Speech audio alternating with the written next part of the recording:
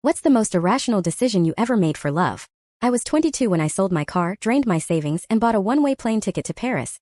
For a guy I'd known for 47 days. His name was Luca. We met at a mutual friend's rooftop party.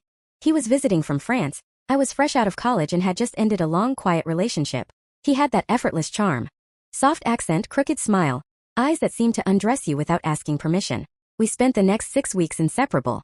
He introduced me to espresso instead of coffee, whispered Baudelaire poems under his breath, and made me believe in soulmates. When he said, "I'm flying home soon," I felt like I couldn't breathe. Then he looked at me and said, "Why don't you come with me?" And I said yes.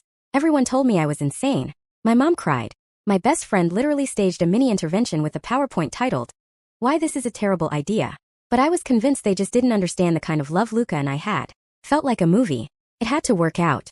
I sold my car in 3 days flat, gave my landlord notice, and booked a ticket with my last few grand.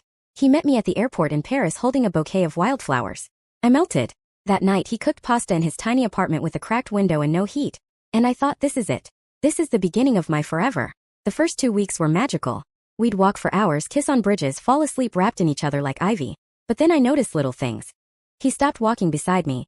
He'd drift ahead and not wait when I lagged behind. He'd turn his phone away when texting. He stopped touching me in public. No more kisses on bridges. I chalked it up to jet lag. Culture shock. Maybe I was just being needy? Then one night, I came home from the bakery down the street and heard laughter from the hallway. A woman's voice. I opened the door, there she was. Blonde. Effortless. Her lipstick on the rim of the wine glass I gave him 2 nights ago. "This is Camille," he said, too casually. "We used to date. She's just visiting." I slept on the tiny couch that night, cold and humiliated. Camille visited 3 more times that week. By the end of the month, I'd become a ghost in his apartment. He'd leave early and come back late. We stopped talking. He didn't even look at me when he handed me cash for groceries. One morning I asked, "Do you even want me here anymore?" He didn't answer. Just shrugged. I moved out that afternoon, dragging my suitcase across cobblestones. No money, no plan, no return ticket. I slept on the floor of a hostel for 2 nights, ate nothing but leftover baguette, and finally called my mom sobbing.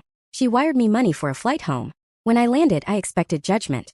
Instead, she just hugged me and said, "Sometimes love teaches us through pain." Took me months to forgive myself. For being impulsive. For not listening. For romanticizing someone who barely saw me as real. But eventually I stopped checking his Instagram. Stopped wondering if Camille ever left. And one day I met someone new. Someone who holds my hand and walks beside me. Who doesn't recite poetry, but listens when I speak. I don't regret going to Paris. I regret not leaving sooner. If you've ever risked everything for someone who didn't choose you back, tell me your story below. And if this one hit a little too close, like and subscribe for more.